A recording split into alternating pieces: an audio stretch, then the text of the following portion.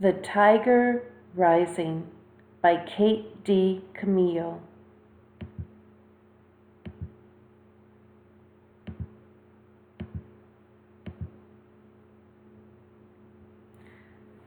The morning after he discovered the tiger, Rob went and stood under the Kentucky Star Motel sign and waited for the school bus just like it was any other day.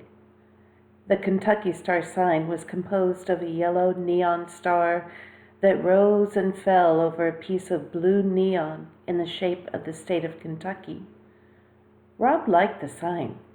He harbored a dim but abiding notion that it would bring him good luck. Finding the tiger had been luck. He knew that. He had been out in the woods behind the Kentucky Star Motel, way out in the woods, not really looking for anything, just wandering, hoping that maybe he would get lost or get eaten by a bear and not have to go to school ever again. That's when he saw the old Beauchamp gas station building, all boarded up and tumbling down.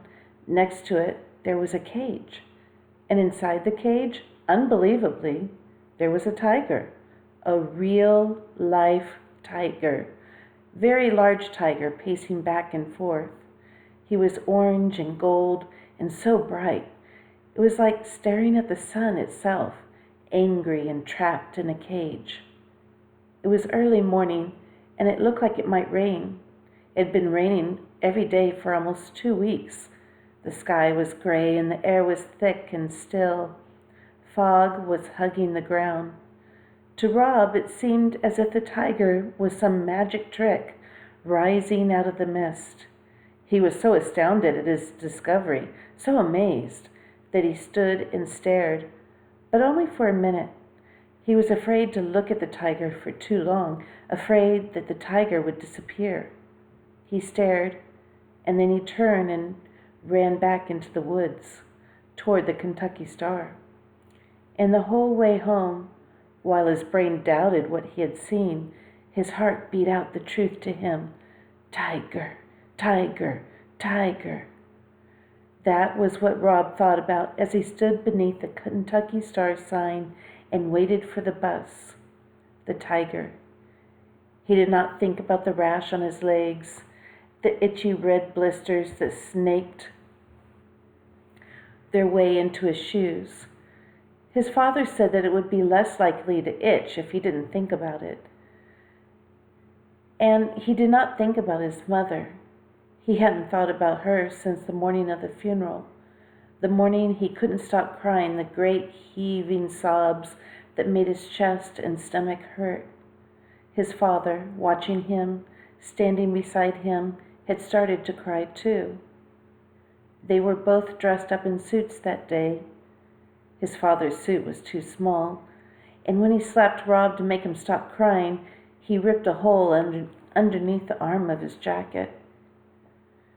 "There ain't no point in crying," his father had said afterward.